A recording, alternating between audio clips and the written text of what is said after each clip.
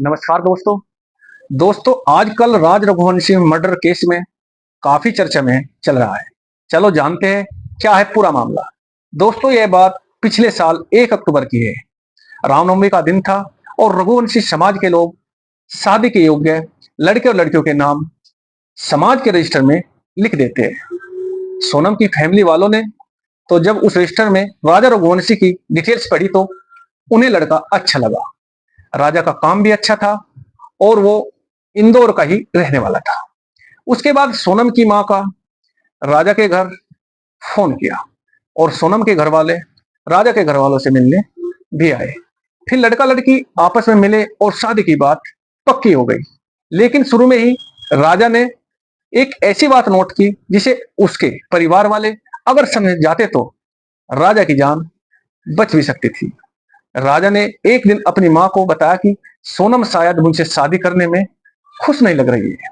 दरअसल राजा सोनम के साथ फिल्म देखने जाना चाहता था, पर सोनम ने इसके लिए मना कर दिया। राजा फोन भी करता था तो सोनम उससे बात नहीं करती थी। जब राजा की मां ने उसके बारे में सोनम से पूछा, सोनम ने कहा कि मैं ऑफिस में बिजी रहती है, इसलिए बात नहीं कर पाती। फिर आया 10 मई का वो दिन जब दोनों की शादी हो गई। परिवार खुश था। राजा शादी के बाद कश्मीर घूमना चाहता था, लेकिन पहलगाम हादसे के बाद राजा ने जाना सेफ नहीं समझा। लेकिन तभी सोनम ने बिना राजा से पूछे मेघालय की टिकट कर दी।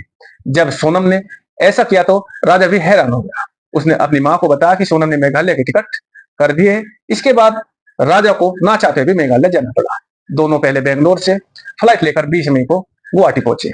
वहां मां कामैया के मंदिर में दर्शन किए। फिर 22 मई की सुबह गुवाहाटी से मेघालय निकल गए। शिलांग पहुंचकर चेरापूंजी के पास एक होटल में रुक गए। उसी दिन स्कूटर लेकर आसपास के इलाकों में घूमे भी और फिर आया 23 मई का दिन। 23 मई की सुबह 5:30 बजे इन्होंने अपने होटल से चेकआउट कर दिया। ये देखकर होटल वाला भी हैरान था कि इतनी सुबह सुबह कौन जाता है। फिर उसी दिन ये लोग चेरापूंजी से 330 किलोमीटर दूर एक वाटरफॉल देखने के लिए निकल गए।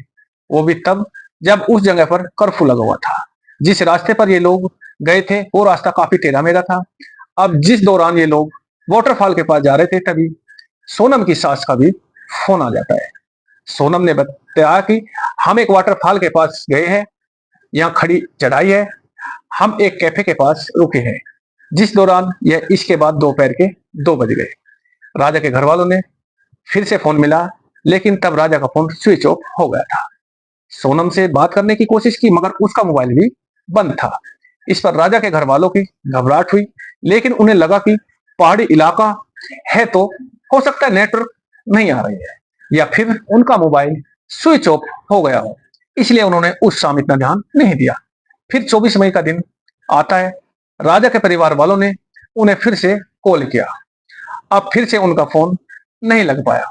अब इन लोगों को टेंशन हुई और फिर उन्हें राजा और सोनम द्वारा जो उन्हें फोटो भेजी गई थी उसमें दोनों का एक फोटो में किराए के स्कूटरी का दिख रहा था। उस स्कूटरी पर उसके मालिक का नंबर लिखा हुआ था। फिर राजा के भाई ने उस पर कॉल किया तो स्कूटरी वालों ने बताया कि इन लोगों ने स्कूटरी किराए पर ले जा रखी है, लेकिन ये अभी तक स्कूटरी लेकर वापस नहीं आए। यह सुनकर राजा की फैमिली वाले और घबरा गए। अगले दिन सोनम और राजा का भाई फ्लाइट पकड़कर गुवाहाटी के रास्ते शिलांग आ गए। राजा के भाई ने शुरू में बताया कि जब उन्होंने शिलांग पुलिस से इस बारे में बताया तो उन्हें ज्यादा सीरियसली नहीं लिया गया। फिर सोनम और राजा के घर वालों ने इंदौर कमिश्नर से इसकी शिकायत की। फिर इंदौर पुलिस ने मेघालय पुलिस से बात की। मामला मध्य प्रदेश के मुख्यमंत्री मोहन यादव जी तक भी पहुंचा। उसके बाद मामले में तेजी आई। तभी मेघालय पुलिस ने सर्च ऑपरेशन किया।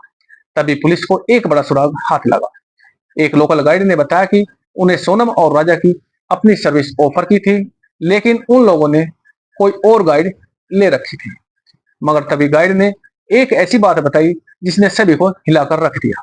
गाइड ने बताया कि उन दोनों के साथ 3 लोग और थे जो उनसे हिंदी में बात कर रहे हैं। अब मेघालय जैसी जगह पर तो कोई हिंदी बोलता ही नहीं है, लेकिन गाइड ने बताया कि वह लोग लोकल नहीं थे। फिर यह पता लगा कि आखिरी बार जब सोनम अपने हस्बैंड राजा के साथ वाटरफॉल की तरफ जा रही थी, सोनम पीछे थी और वह तीनों लोग राजा के साथ आगे थे। अब यह बात भी हैरान करने वाली है, जिस जगह वाटरफॉल है उसे सेफ नहीं माना जाता। यहाँ अक्सर बाहर से आने वाले लोगों के साथ लूटपाट होती रहती है। जब राजा और सोनम का भाई उन्हें ढूंढते हुए उस जगह पर आए तो लोकल लोगों ने कहा कि आप यहाँ पर रात में मत रुकना। अब सबके मन में ये बड़ा सवाल उठा कि वो तीन लोग अचानक ऐसी जगह पर राजा और सोनम के साथ आने के लिए तैयार कैसे हो गए।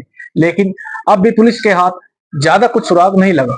तभी जांच के दौरान 27 मई को दो बैग पहाड़ी इलाके में मिले। यह बैग उस जगह से काफी दूर थे जहां इन दिनों की स्कूटरी लवारिस हालत में मिली थी। फिर 3-4 दिन भारी बारिश के कारण सर्च ऑपरेशन को बार बार रोकना पड़ा। फिर आया दोस्तों 2 जून का दिन। पुलिस की टीमें सोनम और राजा से बड़ा सुराग ढूंढने में लगी हुई थी। तभी पुलिस की टीम को एक पहाड़ी के नीचे खाई में कुछ दिखाई दिया। टीम वहां पहुंची तो वहां एक आदमी की डेड बॉडी पड़ी थी, मगर वो इतनी खराब हालत में थी कि उसे पहचानना भी मुश्किल था।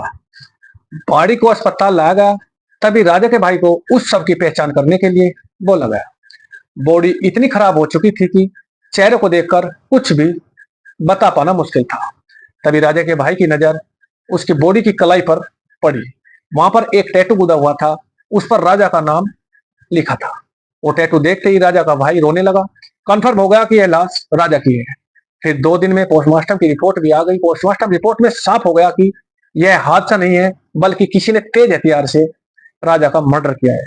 पुलिस को पता लगा कि पेड़ काटने वाले हथियार से राजा की हत्या की गई। 4 जून को राजा की बॉडी इंदौर लाई गई। लेकिन बड़ा सवाल यह था कि सोनम कहाँ है। शक हो रहा था कि क्या सोनम की भी हत्या कर दी गई है। क्या सोनम को किसी गैंग ने उसे बेचकर बांग्लादेश भेज दिया, या सोनम ही अपने पति राजा के मर्डर में शामिल है और वहां से भाग गई है। लेकिन अपने ही पति की मर्डर वाली बात एक ऐसी बात थी जो कोई भी बोलने की हिम्मत नहीं कर रहा था, क्योंकि कोई पत्नी आखिर क्यों शादी के 3 हफ्ते में ही अपने पति की हत्या करवा देगी। लेकिन सोनम से जुड़ा हुआ कोई भी सुराग नहीं मिलने से सस्पेंस लगातार बना हुआ है। इसी बीच मेघालय पुलिस और उनकी टीमें लगातार अपनी जांच में लगी हुई थी। मेघालय पुलिस को अपनी जांच से पता लगाया कि सोनम के पास एक नंबर और था, और टावर और कॉल डिटेल से पता लगा कि सोनम के पास एक मोबाइल और नया नंबर और था। मेघालय टावर और कॉल डिटेल से पता लगा कि उसकी लोकेशन से इंदौर फोन किए गए थे। यह बात अपने आप में एक बड़ा सबूत था। इसके बाद मेघालय पुलिस ने एमपी और यूपी की पुलिस के साथ मिलकर दोनों ही स्टेट में अलग अलग छापेमारी करके 4 लोगों को पकड़ लिया। फिर 8 जून की रात यूपी के गाजीपुर में एक लड़की बदहवास हालत में मिली। उसने काले रंग की टी शर्ट और लोअर पहन रखी थी। उसका चेहरा देखकर लग रहा था कि वह कई दिनों से सोई ना हो। तभी उस लड़की ने ढाबे वाले से फोन लिया। ढाबे वाले ने लड़की को अपना फोन दे दिया। फोन पर बात करते ही लड़की रोने लगी। तब तक किसी को नहीं पता था कि ये लड़की कौन है। उस वक्त ढाबे पर कुछ महिलाओं ने उसे लड़की को पहचान भी लिया था, लेकिन कोई यहाँ समझ नहीं पा रहा था कि वो सोनम रघुवंशी हो सकती है, क्योंकि गाजीपुर से मेघालय 1100 किलोमीटर दूर है। भाई से बात करने के बाद सोनम वहां एक चारपाई पर बैठकर रोने लगी। तभी जिस फोन से सोनम ने अपने भाई को कॉल किया था, उसी नंबर पर सोनम के भाई का कॉल आया। उसने ढाबे वाले से कहा कि तुम फौरन पुलिस को कॉल करो, और ढाबे वाले ने पुलिस को फोन किया। सोनम ने अपनी पहचान बताई तो पुलिस को फौरन समझ में आ गया कि यह वही लड़की है। बाद में पुलिस सोनम को अपने साथ ले गई। सोनम की गिरफ्तारी के बाद सवाल यह है कि आखिर हुआ क्या होगा। मेघालय पुलिस ने तो क्लियर बोल दिया है कि सोनम ने ही भाड़े के हत्यारों से अपने पति का कत्ल करवाया है। तो अब तक तो यही लगता है कि हाँ, ऐसा हो सकता है, क्योंकि राजा रघुवंशी अगर 23 मई को गायब हो गए थे और यह मान भी ले कि उनकी पत्नी सोनम को पता नहीं चला कि वो कहाँ गए, तो सोनम उसी दिन मेघालय पुलिस को इसकी शिकायत कर सकती थी। अगर वो 8 जून की रात किसी का मोबाइल लेकर अपने भाई को कॉल कर सकती थी, तो यही काम वो पहले भी कर सकती थी। दूसरा सवाल, हत्या के शक में जो लोग भी पकड़े गए हैं वह सभी के सभी इंदौर के हैं। पकड़े गए लोगों में एक राज कुशवाहा सोनम रघुवंशी का दोस्त भी बताया जा रहा है। क्या यह भी सही है?